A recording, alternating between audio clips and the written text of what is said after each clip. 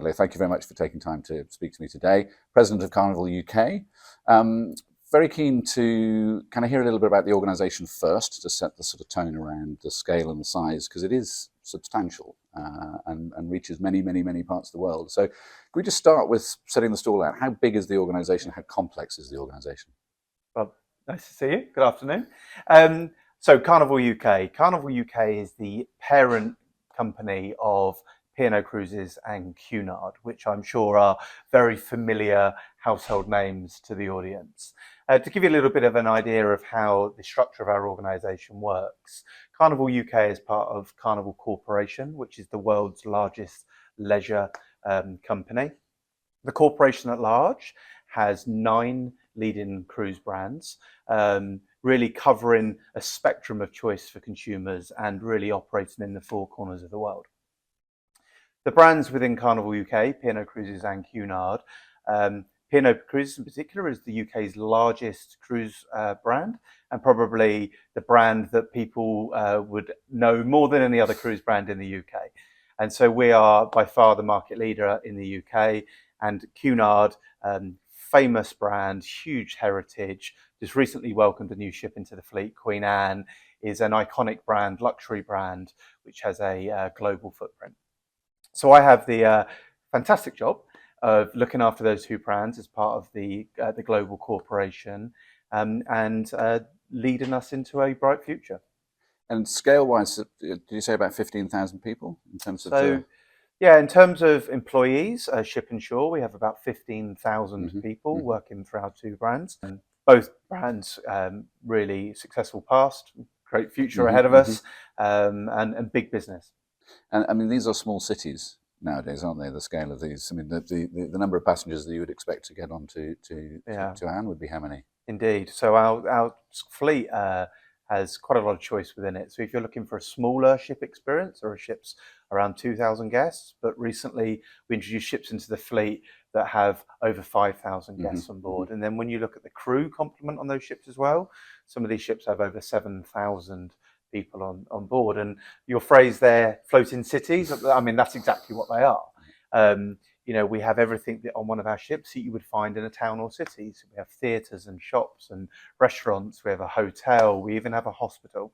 And so we're a very complex business. And to manage that operation whilst those ships are deployed in the 4 corners of the world takes huge expertise and thoughts and interdependency in all of the activities that we conduct. And huge complexity. I was at McLaren this week, and just the complexity around, for example, putting a Formula 1 racing car on the track and how that's constant and 24/7. Exactly the same with your organisation. Right. Our ships never stop. So our ships, the thing that often surprises people is that our ships operate 365 days of the year, 24/7 operation. And it takes a huge amount of planning. And, you know, we have a big team here in Southampton, and incredible people work on our ships that are specialists in their areas, and making sure that the most important thing, our purpose that we all share every day, is to deliver unforgettable holiday happiness. And we all have distinct roles, but the thing that unites us is that shared purpose around providing an incredible experience for our guests. We'll talk about the challenges around culture and your role in a little bit, but the change and the pressure and I guess the customer expectation is just relentless. So how are you, or how have you, kept at the forefront of that? I think that's a really good observation. Customers' expectations constantly move forward. And you take a brand such as P&O Cruises, one of the things we pride ourselves in is always being relevant to our customer base. You know, we're a reflection of the best of Britain. And that never stands still, you know, and we have to constantly innovate. We have to constantly think about the reference points in our guests' lives so that when they come on holiday with us, we surpass their expectations. And it takes a lot of energy, right? To stay at the forefront of guests' expectations is something we've invested a lot of time and thought into. And challenger brands impacting, you know, the capacity issues of the future. I mean, how again do you respond and react to that? Yeah, so I think it's good. I mean, we are, as I said earlier, we are the market leader, but we absolutely have a challenger mentality. You know, we never rest on our laurels. We think of our competitor set, not just a competitor cruise lines, but other types of leisure pursuits. Our guest of tomorrow and our guest of today, they have a fixed amount of money and they have to make decisions on how they want to spend that money. And we compete in that discretionary spend environment. So they may choose to spend a weekend in London. Well, we hope that we can convince them to come on a cruise for 3 or 4 nights on one of our ships. And they may choose to go on a land vacation. Well, we think that they should come on a cruise ship because we present better value than those alternatives. So that challenger mentality that we have in our business means that we never ever stand still. And you're in a huge battle for talent as an organisation, along with your industry in general, but the broader fight for talent. Why do you've been in the organisation 23 years, but that's not an unusual story here. I think I picked up from our conversations before, it's quite sticky as a firm. What, as a business, what is it that you think drives that? The fundamentals maybe drawing into to the cultural piece. Yeah, this business really promotes tenure. People often will come to us and they'll stick around, and I think there's quite a few reasons for that. I think first of all, we have this incredible product. So we're all very fortunate that the thing that we represent is wonderful, right? So the experiences that we can offer really are both tangible but also inspiring. So to be able to work for a company that promotes that, I think that helps. But I think there's so many other things that we do as well. The culture that we promote here really does feel open. It feels warm. It feels as if there's an informality about the way we do things. That means that people are approachable. The diversity in our business is valued, and the ideas that create really do foster a really strong working environment. And one of the challenges that we are now managing, and many businesses are managing post-COVID, is that balance between office and home. But what we believe here is that there's a balance that can be struck. We think that we want to ensure that people have flexibility to juggle the demands of their lives, but equally we believe there's a power of being together that really promotes great working. And so we talk a lot here about our community and togetherness, and that together we can achieve more. And I think by creating an environment which is a value add place to come to, it pulls people towards it. And then people realize that not only do we have great product, but we have a community, we have a culture, there's a good place to be. And my story is I've been here 23 years, but I think that's not uncommon. Many people stick here for a long time, and it's not uncommon that we have people 30 or 40 years with this business. And it's a year and a bit, but obviously congratulations on the role of president. What does that look like for you? Because obviously there's been predecessors and the way that they've run and led the business in the way that you are. But how would you define the role of president as you want to deliver it? Listen, I think class myself as fortunate. I've been here for 23 years, and I came into this business from university, junior level, and I've been very lucky across those 23 years to do lots of different roles across a number of different brands within the corporation to learn this business bottom up. And I think that gives me incredible empathy with the roles that people do within this business. And I hope an understanding that means that I can consider what would be best to drive this business, as well as I possibly can. And I do believe that, it's the collective that can achieve more. And so I do try to, within my style, within my executive team style, ensure that we seek the views of others.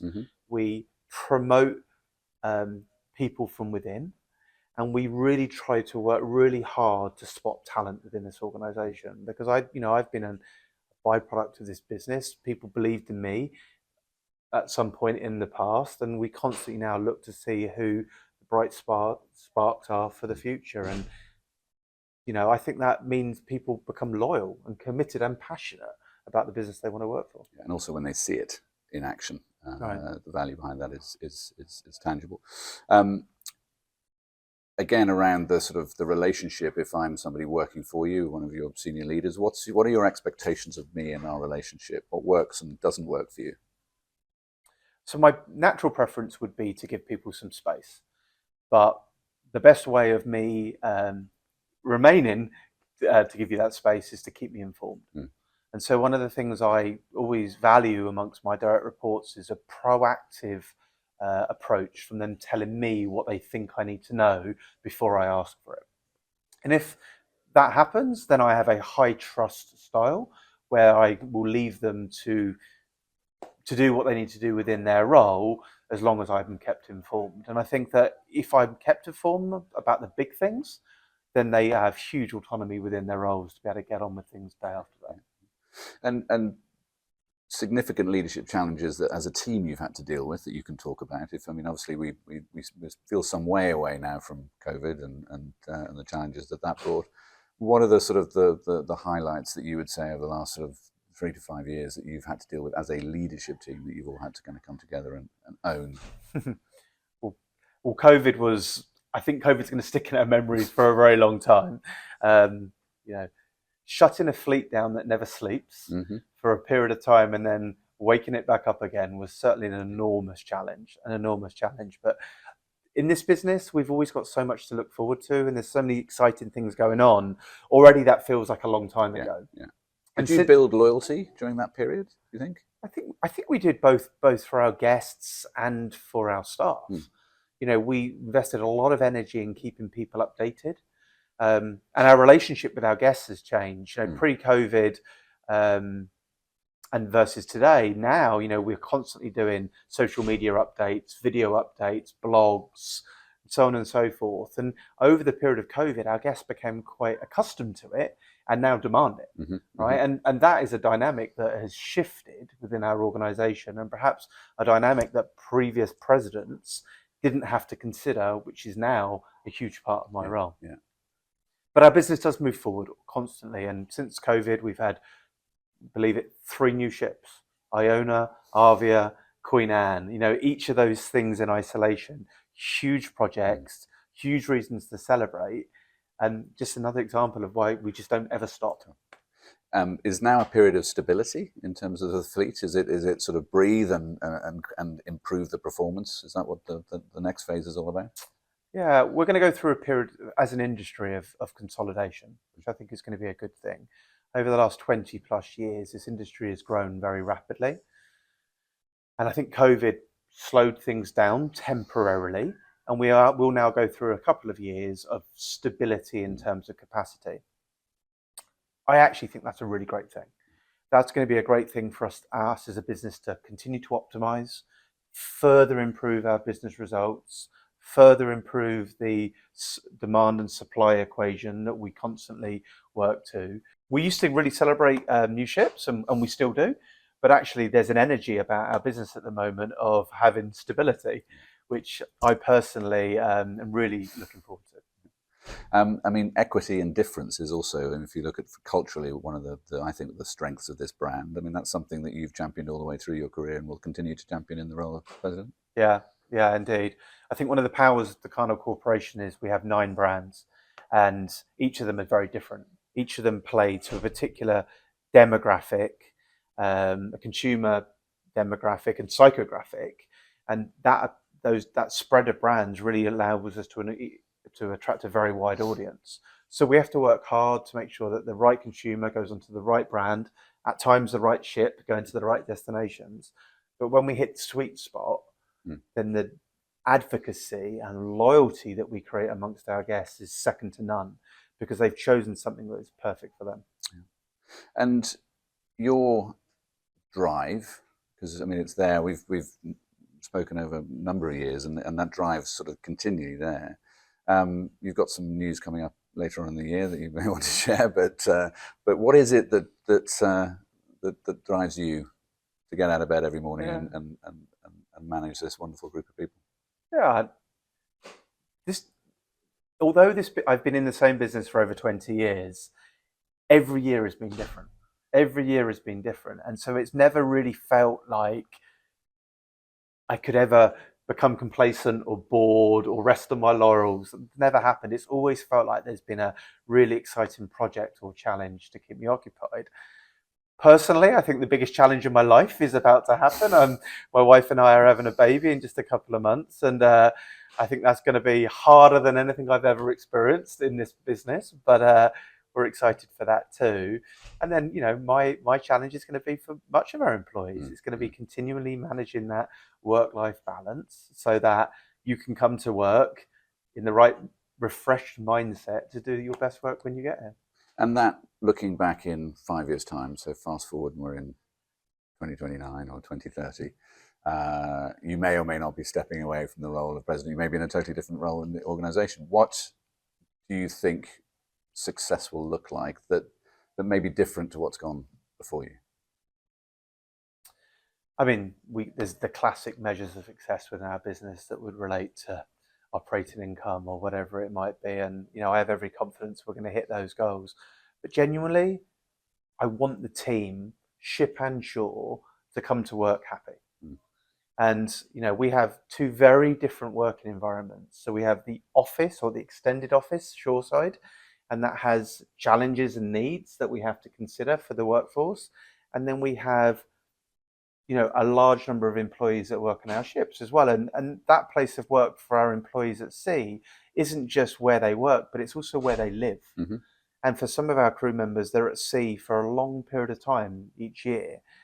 And making sure that they are happy really drives me, because, I feel like that's a huge responsibility that I hold, that I don't just control someone's career, but equally I can control their happiness and their well-being from day to day. And it's something I hold very dear. And when we see us being successful in that delights me more than any financial metric I could ever dream up.